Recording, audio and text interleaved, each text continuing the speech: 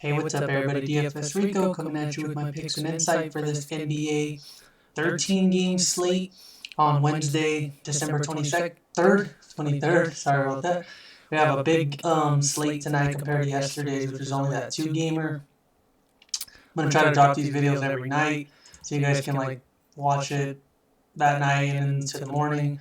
So I'm going to try to be consistent with that. Hopefully I can be. But yeah, before I get into this video, if you can like, comment, subscribe, I really do appreciate it. Also, I will have timestamps in the bottom between positions, so you will be able to scroll through positions if there's certain positions you just want to look for or listen to, and I will be giving you guys my core four my favorite plays. It's the first slate of the season, the first real slate, so it is going to be kind of tough to gauge minutes, rotations, all that. After a couple games, you will kind of be able to understand it better. But as of right now, it's going to be really just, going with what we know. I'm going to try to go with what I know and then just kind of go from there. But let's get to it. First position we're going to start with point guard. We're going to start with point guard. Up top, you got James Harden at 10.4. I don't mind him. I think he's a good, solid spend-up spot, but we don't know the issue with him, with Houston, how his minutes are going to look or what's going to happen, honestly. So the guy I really do like spending up for is Luka. I think he'll probably be one of the highest owned guys. 10K just doesn't seem right. I mean, last season we were paying over 10K easily every time he was on the court. He was never at 10K, not that I remember at least. And obviously he doesn't have Porzingis on the court, so we're not going to have to worry about that usage. His usage is just going to go up crazy without him on the court. He did get a couple new acquisitions on the team, but nothing that is going to worry me about, his triple-double upside. So 10K, he is easily my favorite stud. There's a couple that I like, which I will mention as I go through the video, but he is my favorite stud to pay up for if you do want to pay up for somebody. Luke is the way I would recommend to go.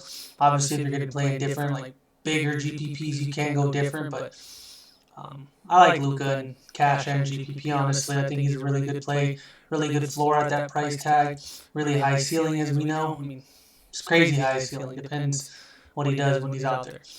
But up next, you got Trae Young, Westbrook. I'd rather just get up to Harden and Luka. Same with Lillard. The next guy I really like is Ben Simmons at 8.7. I do like him in a really good matchup versus Washington. Fast-paced. We know Washington's a bad defensive team. They're a fast-paced team. Let's see. Last season, played 30 minutes per game. Usually because they blew him out, he was averaging about 38 fantasy points, which isn't going to get us there, but I think they will be more competitive now that they do have Russell Westbrook a lot. If he's only playing 30 minutes, I'm assuming they're blowing them out. Because typically Ben Simmons is, 38 minutes, 35-plus minute guy.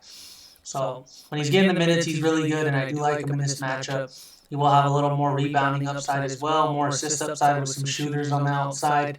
But more rebounding upside without Horford on the court. And then Tobias Harris should be playing the 4. But I do like Simmons. Scrolling down, you got Ja, you got Jamal Murray. Good guys, good players. We all know they're good players, but I'm looking for the good prices, You got Mitchell, Fox, Butler. No problem with none of those guys. Shea's the next guy I really do like at 7.5. He's going to practically lead this team now that they got rid of Schroeder. They got rid of Chris Paul, obviously. These guys, he's the best player on the team. They got rid of Gallinari, Steven Adams. He's just going to be the best guy on the court every night for them. Triple-double upside, as we know. He's gotten that a couple times last season.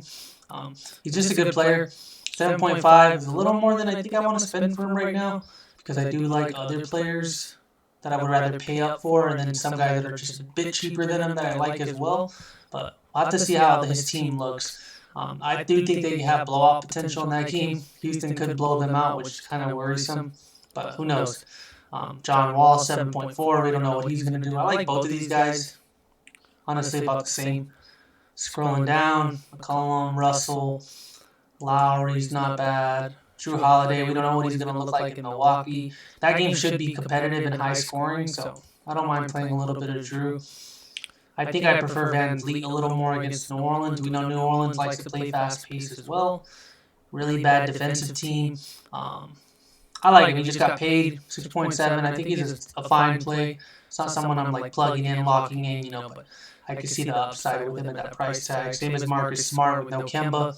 I don't think he starts at point guard, but if he does, that's the issue right now. We don't know who's starting. That's the problem early on. But like I said, at the start of the season, we're not going to really know lineups until a couple games. Coaches are going to really play around with their lineups. And then we got Rubio, Lonzo. I actually like Lonzo at 6.5. Now that Drew's gone, I think he's going to have a nice little workload on him. He plays really well with Zion, it looks like. Off of Zion as well. So it should be interesting. Kobe White, this is his team now. Him and Zach LaVine, so it should be interesting. 6.5. We do know Atlanta's a really, really bad defensive team, really fast-paced team. Both of these teams were bad defensively last season. 6.5 is a really good price tag. I actually don't mind paying that for him. There's a guy I do like that's a little cheaper. Probably doesn't have the exact same ceiling as Kobe White, but it should be interesting. I mean, Kobe White is one of my favorite plays for sure. I think I like him more than anyone from him all the way up to about Ben Simmons is probably my favorite around that price tag. I like him a lot. I like Malcolm Brogdon at 6.2. I don't mind him. In this matchup, he was playing really well in the playoffs last year. I don't think he plays 39, 38, 43 minutes, but 6.2 just seems a little too cheap for him when he is playing 33, 34 minutes. I mean, he has 40-point upside, and at that price tag, that's easily 6-7 times value, so that's what we're looking for as well. He just seems mispriced, I think. 6.2 is not a bad price for him. Scrolling down. Other guy I want to talk about, DeJounte Murray. I do like him a lot at 5.6. Obviously, we don't know Derek White. He's going to be leading this team. I'm hoping he gets more minutes this season. I don't know what Greg Popovich is going to plan to do with him, but if he can get us at least 32-plus minutes in a good matchup versus Memphis, doesn't play that much defense, I am very interested in DeJounte Murray. I think he's good. I mean, he has steal upside, block upside, assist upside, rebound upside. He's just a good player, honestly. I mean, he has triple-double upside the way he can get rebounds and assists. But he's not the best scoring, but he is going to take over 15-plus shots. So as long as some of those can fall through, I do like him a fairly good amount. 5.6 is a price I really don't mind paying for him. Seems too cheap. Some of these cheaper guys, obviously, this is where I'm having more trouble finding out like the cheaper guys early on in the season just because we don't know minutes, rotations. But obviously, by names, we know Bledsoe's good, Hero's good. Obviously, we don't know what LaMelo's going to do. Peyton might start for New York. I'd rather just stay away from a lot of these guys. Fultz at 5K might not be too bad. But scrolling down, Darius Garland at 4.1 should be interesting. He's going to start for Cleveland. He's really their only point guard on the team, unless you consider Sexton a point guard, really. But Garland should have the ball in his hand a lot. If he plays over 32-plus minutes, you can't really go wrong with the guy that's 4.1K, and he's a point guard. So I can see him as a nice value. I can see DiVincenzo as a nice value. Jeff Teague, if he starts for Boston, could be a nice value. Killian Hayes, 3.9 could be a nice value if he starts. I think that's really all up here at point guard. Nobody else I'm looking at down here. The value is going to be the interesting play today, I think.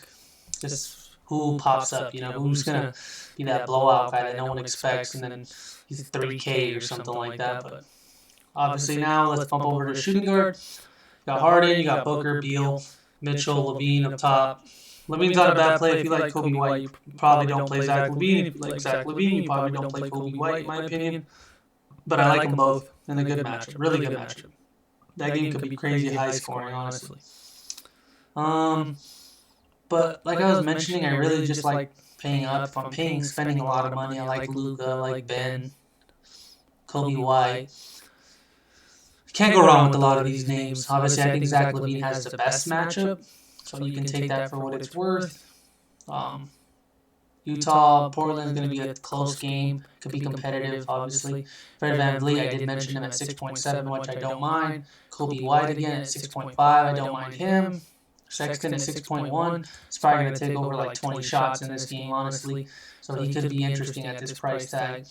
He averaged 30 fantasy points a game last season. He has 40-plus point upside, so 6.1. He could be a good play in this game where he's going to have to take a lot of shots.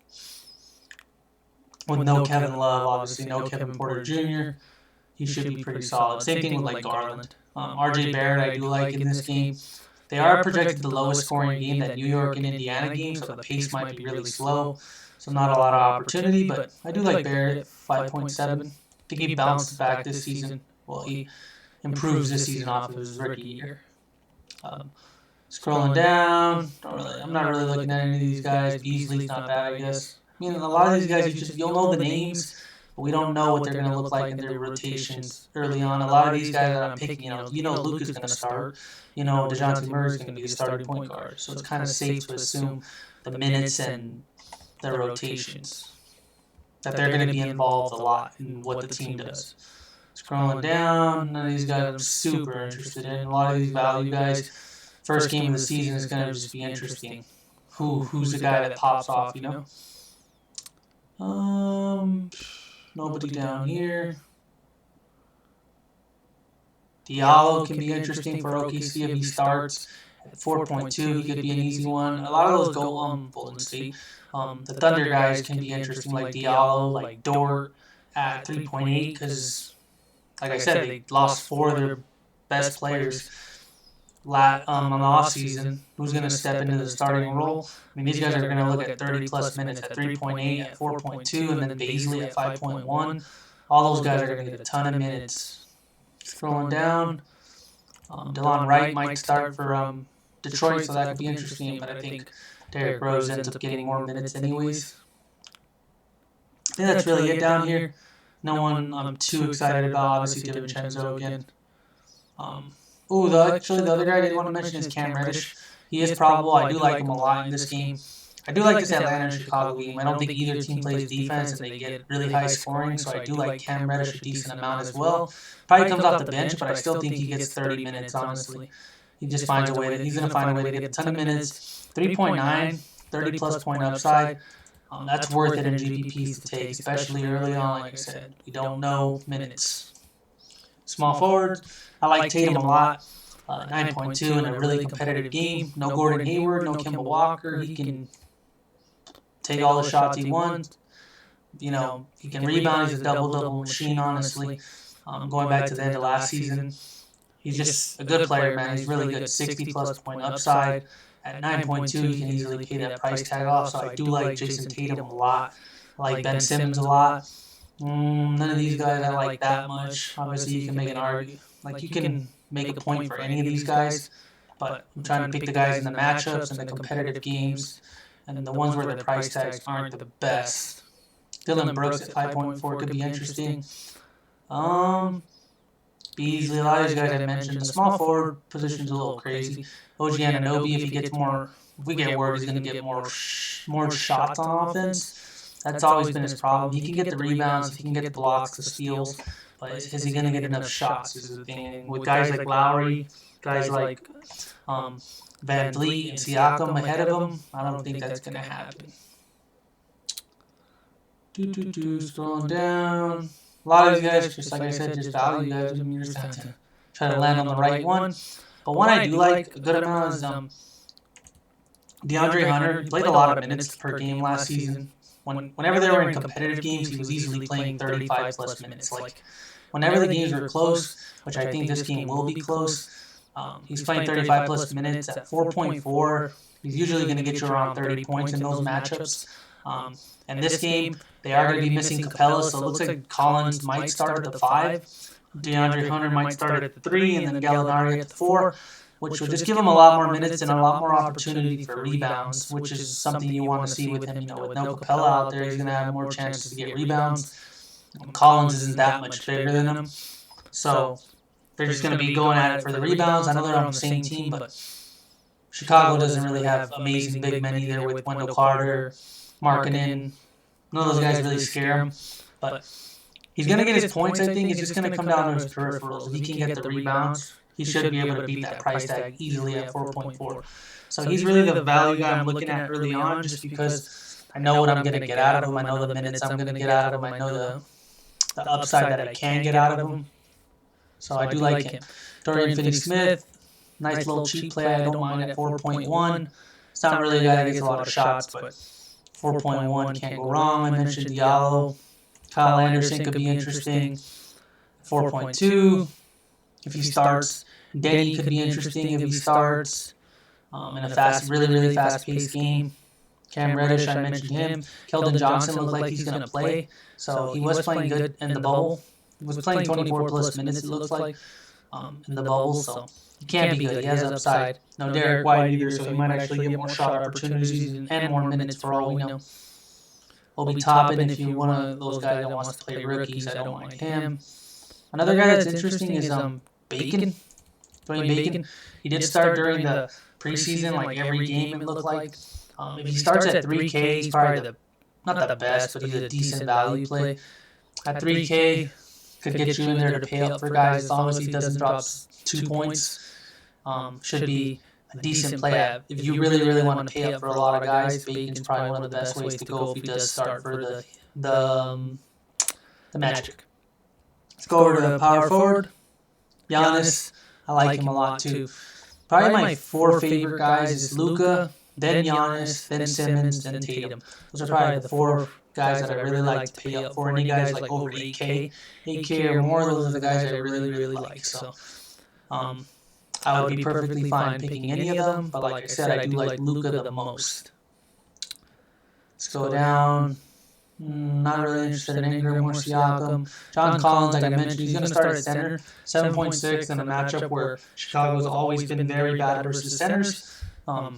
Easily could beat this price tag. I mean, 7.6. He's an 8K guy towards the end of last season. Super high ceiling with this guy. He has 60-point ceiling. At 7.6, he's a really good play. One of my favorite plays on the slate. It just depends where you want to go. Like if you want to pay down for a bunch of guys to pay up for studs, you can do that. But this is just the way I'm looking at it early on. I like these 3 guys so far. Another guy I mentioned is going to be coming up. Where he's at? He's at 6.1. Aaron Gordon. I do like him a good amount in this matchup. The Heat really struggled versus like active big men last season. I just don't know why. And Aaron Gordon is one of those power forwards that can get, he can stretch you out to the 3. He can play really good defense. He can play good on offense. At 6.1, I just think he has a nice floor at this price tag. If he's going to get 32-plus minutes, I feel like he's going to hit 30, and he has 40-50 point upside. As long as the game stays competitive, which I believe it will. The game won't be fast-paced, but I think it will be competitive enough to where Aaron Gordon can pay off that price tag very easily at 6.1. So I do like him. I'd like Tobias Harris at 6.2 in a good matchup versus Washington. Al Horford could be kind of decent at 6K if he starts at center. I think he's like the second best option on the team for the Thunder. So if they can keep that game close, Al Horford might be the second best play on that team as far as like points. Just raw points.